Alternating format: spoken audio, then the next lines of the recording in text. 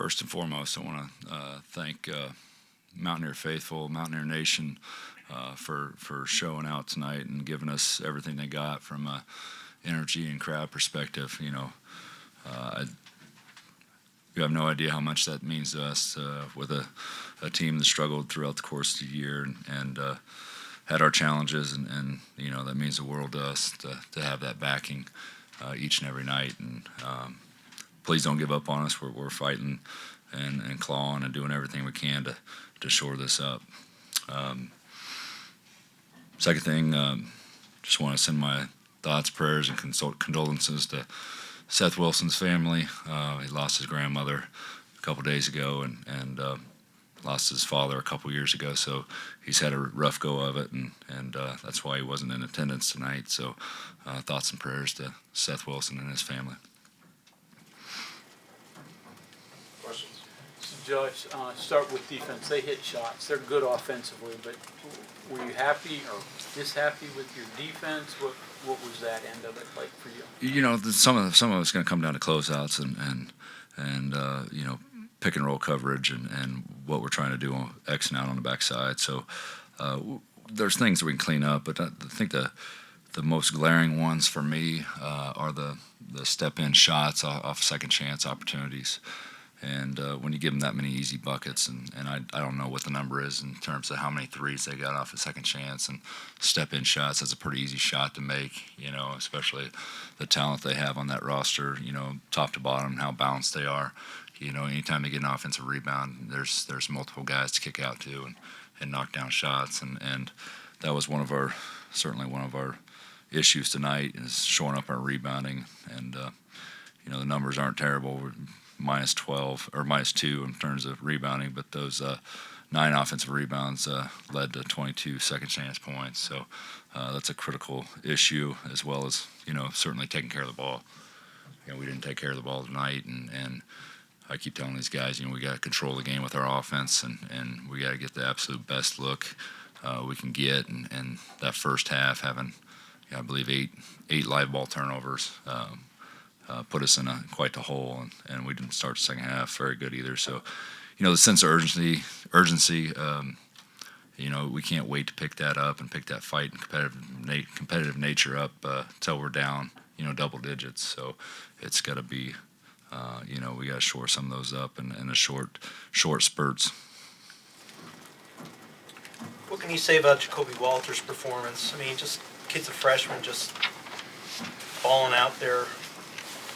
No, unbelievable performance. I mean, he wasn't the most efficient by looking at the numbers. I mean, 4 for 14, but he certainly didn't back down on the road at all as a freshman, and sometimes. You'll see that guys get tentative on the road, and as a freshman, that's a pretty incredible performance. But you look at their box score, 10, 13, 20, 23, 18, 10. They're a really balanced offensive team, and that's what makes them really good. And consequently, we're 25, 21, 9, and 8. So we didn't have that balance, but it really came down to. Us taking care of the ball and shoring that up from an offensive perspective and not finishing possessions on the defensive rebounding. Outside of turnovers, were you pleased with the offense? I mean, you shot fairly well. Put up.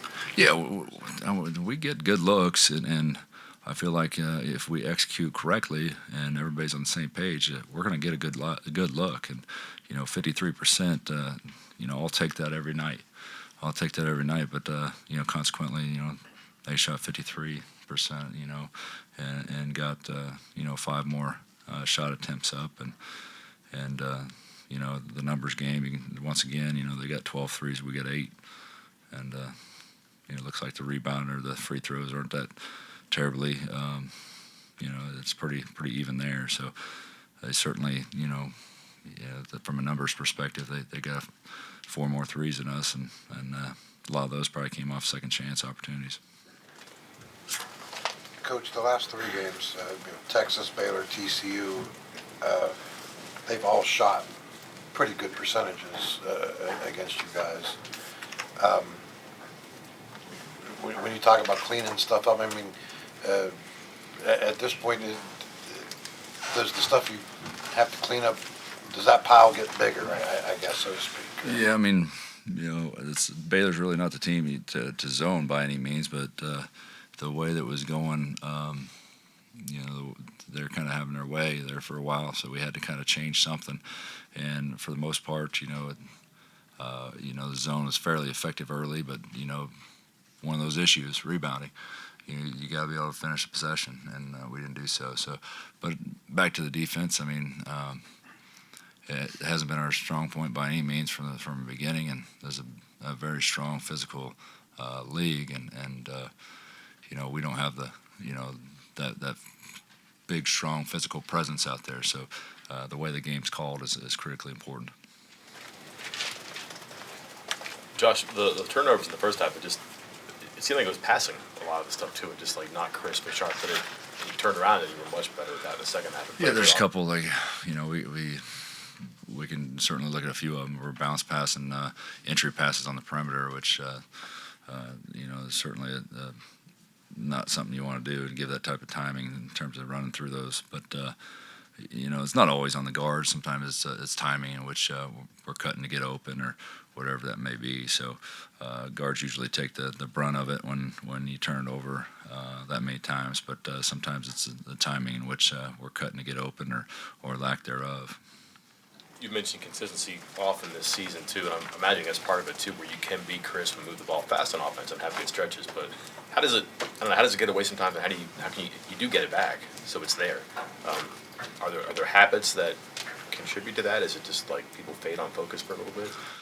That might be it. It's a mental game as much as it is a physical game. So if you let your guard down at any time, and good teams will take advantage of you. So and this time of year, I mean, we're mid-February. Everybody's scouted everybody very, very well, and if you're always looking for that primary option and not looking into your secondary option and third option, sometimes typically that first option is usually very well scouted.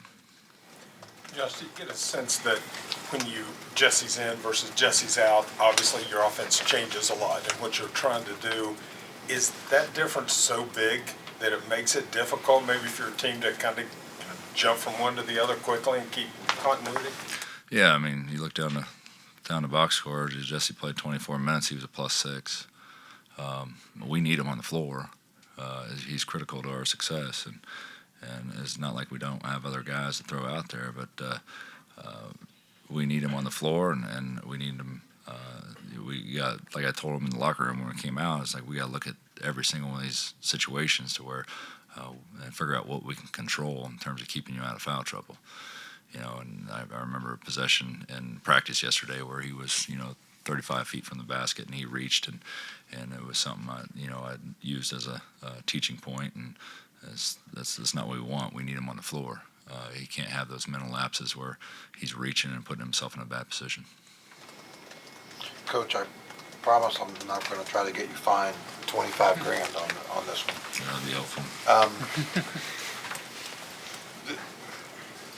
My words, the game was not, there's been better officiating games. My words.